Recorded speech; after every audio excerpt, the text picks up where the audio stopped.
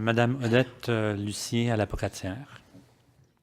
Oui, avant de poser ma question, je voudrais juste vous dire qu'on a vécu dans cette salle ce soir un exemple des effets de ce projet-là sur les citoyens. La première personne qui a posé sa question, Madame Larocque, a eu un important malaise à la suite de ça. Et c'est peut-être pas tant le fait de poser sa question que la réponse qu'elle a reçue qui a contribué à ce malaise. Puisqu'on parle d'acceptabilité sociale ce soir-là, le projet Énergie Est, on l'a reçu très mal dans le coin, entre autres parce qu'il nous a été imposé par le haut, comme nous l'expliquait M.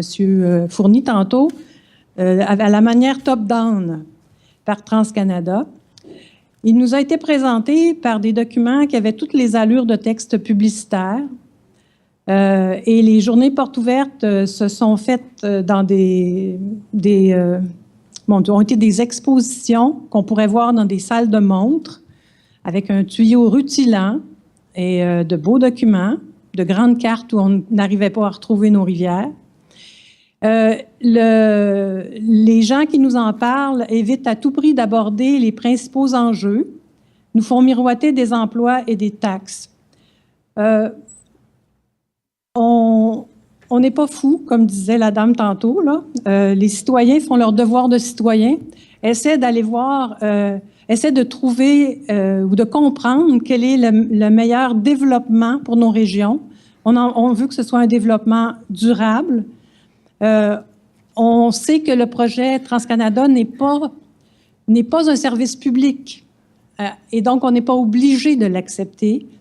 Et que comme citoyen, si on veut agir correctement, il faut se préoccuper des risques qui sont réels. Il y a actuellement plus d'une centaine de municipalités, quelques MRC, qui ont refusé, qui ont adopté des résolutions de refus. Il y a eu des manifestations. Il y a, selon un sondage récent, 62% des Québécois qui s'opposent au projet.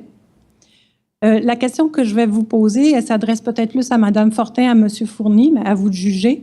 C'est jusqu'où il faut que les citoyens aillent pour faire comprendre qu'il n'y a pas d'acceptabilité sociale pour ce projet-là.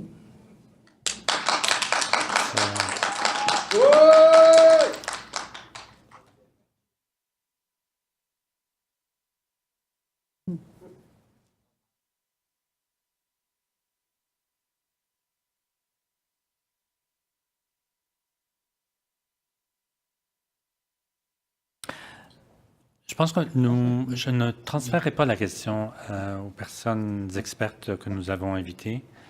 Il n'y a rien qui vous empêcherait, après coup, de téléphoner à des experts et leur demander des conseils par rapport à votre information, parce que vous avez un objectif clair, c'est jusqu'où il faut aller pour arrêter le projet. Et la commission ne veut pas se prêter à cette démarche. Je regrette, je ne transférerai pas la question. Merci, madame.